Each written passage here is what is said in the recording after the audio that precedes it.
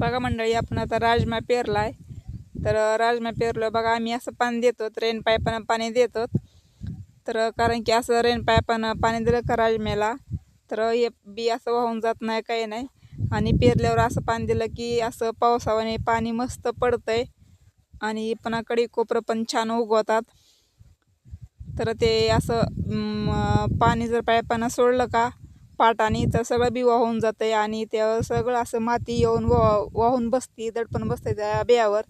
म्हणून ते बी असं पण उगवत नाही, काय नाही या मातीतलं. म्हणून हे पाईपानं पाणी सोडलंय असं, मग हे बी वाहून जात नाही आणि ह्या आपण बियावर दडपण येत नाही, मातीचं काही नाही. तर असं पूर्ण बी उगवतंय बघा, कडी कोपरं सगळं बी उगवतंय. तर असं म्हणजे काही होत नाही त्याला बघा. त्यामुळं आम्ही असं पाणी सोडलंय रेन पाईपानं, चांगलं भिजतंय, चांगलं उगवतंय म्हणून.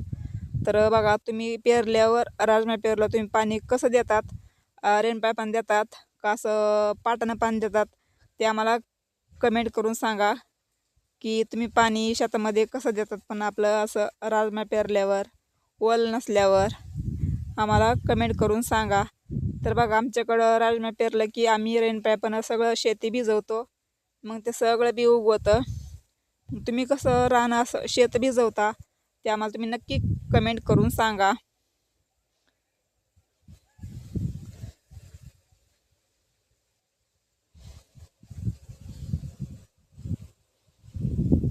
तर ही आहे आपल्याकडं रेन पाईपाचं असं आपल्याकडं चालू आहे सीझन आता सध्या. रेन पाईपाने शेती भिजवणे. आणि जसं काही पाऊस पडते ना तसं हे मस्त पाऊस पडते बघा आपल्या शेताला, रानामध्ये. तर सांगा मला कमेंट करून. बघा आता म्हणजे अर्ध रान भिजतंय आणि पण इकडे अर्ध राहिले, पण मग ते पलीकडलं झालं का भिजायचं, आणि ते पाईप आली इकडं आली का वडायचा आणि इथं आतरून इथं चालू करायचं. म्हणजे अर्धी साईड भिजते, अर्धी साईड राहते. तर परत पण अर्ध्या राहिलेल्या रानामध्ये टाकायचं पूर्ण पाईप, म्हणजे पूर्ण सगळं भिजतंय. तर बघा, आमच्याकडं असं भिजवतात.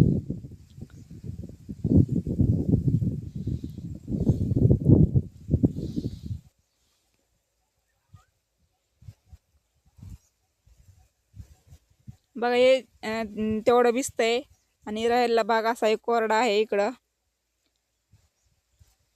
तर वाटतं का मंडळी जणू काय पाऊस पडायला चालू आहे, बरोबर आहे का मंडळी?